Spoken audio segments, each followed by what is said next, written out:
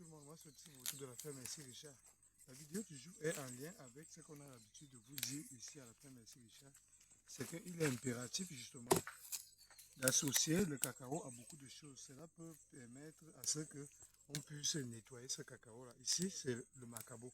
On va mettre le macabo où on a déjà défriché là, de manière à ce que on puisse après payer les gens qui vont défricher ça avec cet argent-là. Parce qu'on ne peut pas simplement laisser le cacao seul alors que, vous voyez bien, une tige comme celle-ci, elle ne produit pas encore. Dans ce cas-là, il est impératif justement de pouvoir mettre les choses au fur et à mesure que les années passent. Au lieu de laisser ça pour défricher que le cacao, ça n'aide pas beaucoup. C'est la raison pour laquelle nous, aujourd'hui, à la ferme Merci Richard, on a décidé de mettre le macabo, tout le côté où le cacao a cette taille-là, de manière à ce que lorsqu'on défriche, on s'en occupe tout simplement. Bon, le macabo, vous avez déjà vu ça plusieurs fois. Là, c'est les semences que nous avions pu mettre au sol et que nous sommes en train de récupérer pour retravailler. De manière à ce que après on récolte encore. Ça, c'est le macabo blanc. Ici, on va mettre essentiellement le macabo blanc qui dure à moyenne 6 mois afin qu'on puisse le retirer. Et c'est comme ça qu'on fait la semence. Il faut vraiment bien regarder. On ne peut pas prendre ça n'importe comment.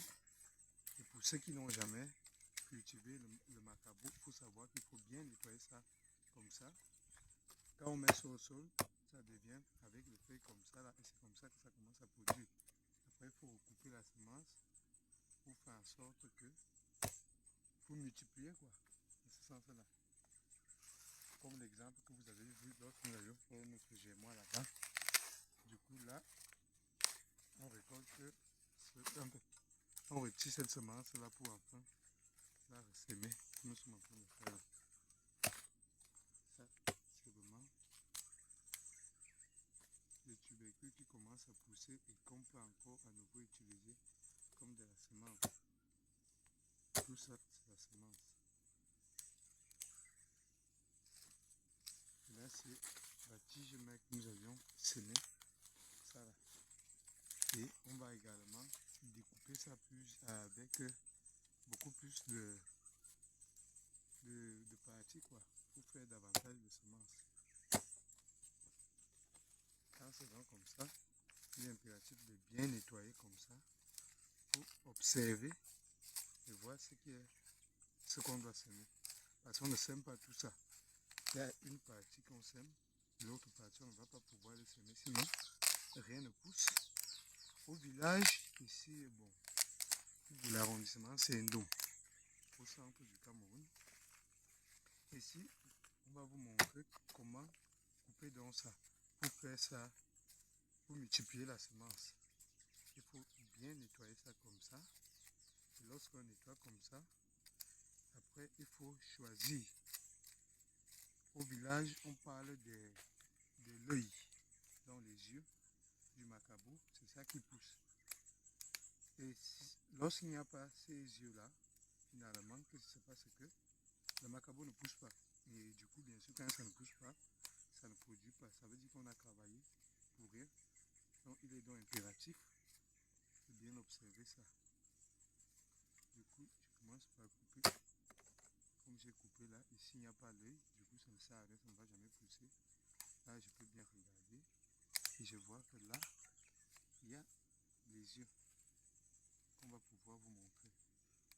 Donc, là avec la caméra, c'est ça qu'on appelle l'œil du macabo. C'est ça qui va pousser. Si on prend tout ça, on met au sol, ça va avoir beaucoup de tiges. Tout ça va avoir des tiges. Des tiges et ça ne va pas produire comme il faut, sauf si on venait à les séparer, mais on n'a toujours pas le temps pour ça. Du coup, ça ne sert à rien de mettre ça comme ça. Il faut découper l'œil par l'œil de manière à ce que on puisse mettre ça au sol et pour enfin récolter une bonne, en fait, pour avoir une bonne production. Montre bien, montre bien. Parce que c'est la différence avec ça pour les gens qui n'ont jamais semé le macabo. Vous voyez bien, c'est ça qu'on appelle l'œil. C'est ça qu'on appelle l'œil. Ça s'appelle l'œil. Mais les petits trucs qu'on voit là, ce sont les racines qui vont pousser.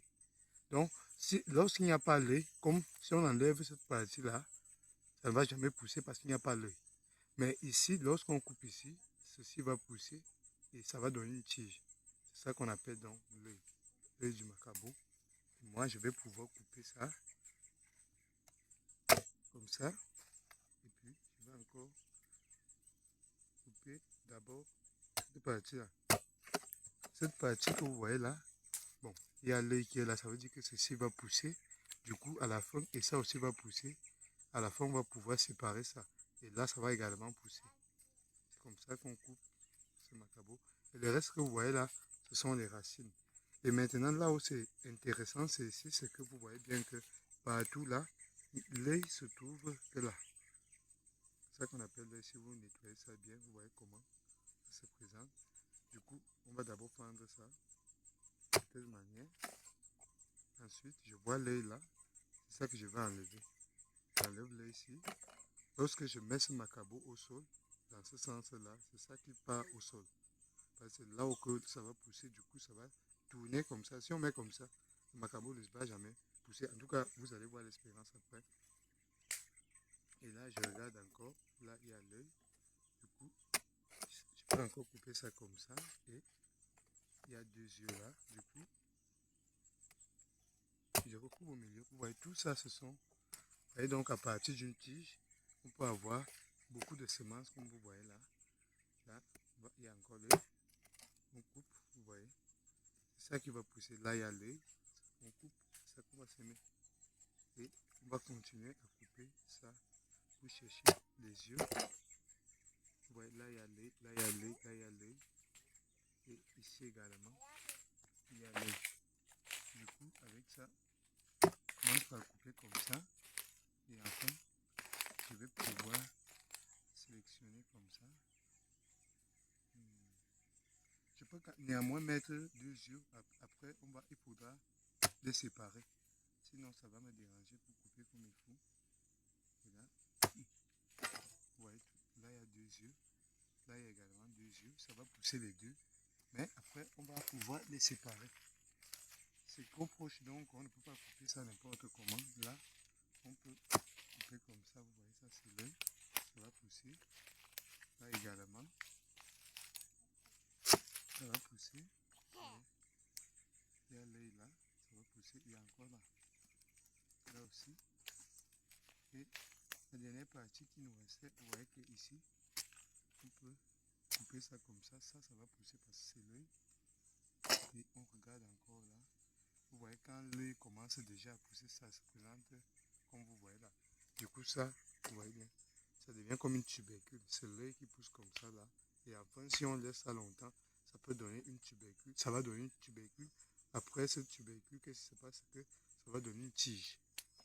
C'est ça le mystère du macabo pour ceux qui ne le savent pas déjà. Là, il y a encore l'œil. Du coup, je vais mettre les deux. Et on va pouvoir le mettre. Bon, pour ne pas couper tout le macabo, comme on a déjà suffisamment coupé, comme vous voyez là, je vais quand même vous montrer comment il faut semer ce macabo qu'on a coupé, qu'on a découpé comme ça. Là, il y a l'autre qui est dans le sac, le panier, vous voyez bien, le panier qu'on a déjà coupé. Dès que nous on mesure en termes de panier, et on va compter le nombre de paniers qu'on va mettre ici. Il y a un nombre fixe qu'il faut mettre pour atteindre l'objectif. Vous voyez bien, tout ça c'est macabo découpé. Du coup, vous voyez bien qu'on a décidé, comme vous voyez là, donc on va prendre ce macabo là pour aller semer, de manière à ce que vous puissiez voir comment on sème ce macabo. Et c'est bien, c'est vraiment meilleur, vous voyez, une petite tige comme ça. Lorsqu'on va le mettre, après ça va donner une grosse tige comme vous voyez là. Et après ça multiplie la semence comme ça, sans engrais, sans quoi que ce soit, ça reste juste au sol. Ça donne les tubercules et le reste devient doux comme vous voyez celui-ci qu'on va après découper pour pouvoir le semer. Donc pour moi c'est plus facile de mettre d'abord dans le sac parce que je ne vais pas me balader avec tout le panier. Donc et là au fur et à mesure que j'évolue, je mets. Donc du coup on va commencer là pour que vous puissiez voir.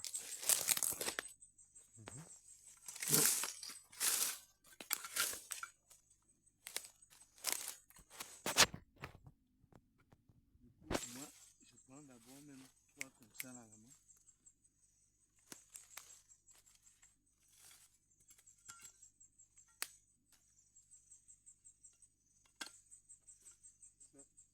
La houe nous dérange un peu. Quand la houe dérange comme ça, là, il faut bien condamner ça. Avec un petit truc comme ça, c'est le manche qui fait déjà, qui dérange déjà. Parce que ça fait depuis que on travaille, on sème ce macabo. Du coup, bien sûr, ça s'use. Après, on va pouvoir casser ça. On va serrer ça.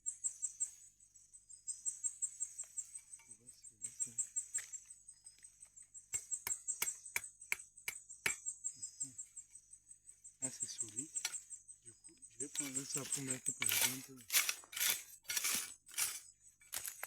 sur le macabo. On sème ça, comme vous voyez là. Là, c'est le bois. Je vais l'enlever parce que ça ne va pas pousser sous le bois. On creuse bien.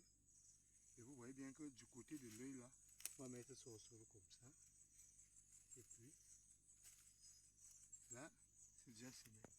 On va revenir là.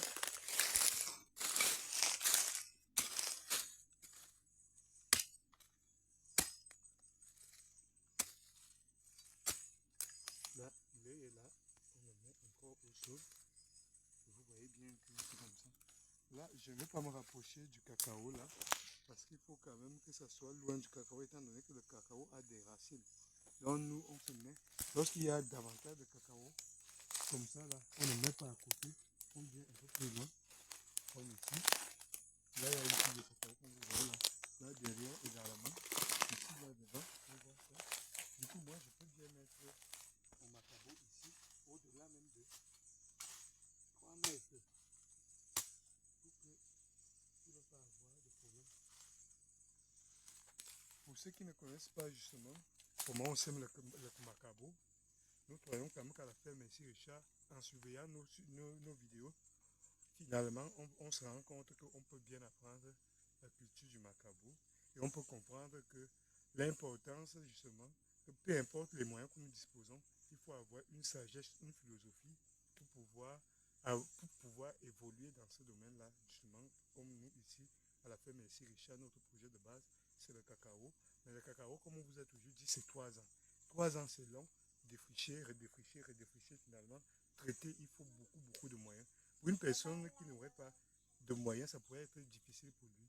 Mais en abordant notre philosophie de la ferme ici Richard, vous allez voir que les choses peuvent aller mieux. Avec moins de moyens, vous pouvez toujours travailler et évoluer avec votre projet dans ce sens-là. C'est tout pour la vidéo du jour. Apportez-vous bien. Abonnez-vous.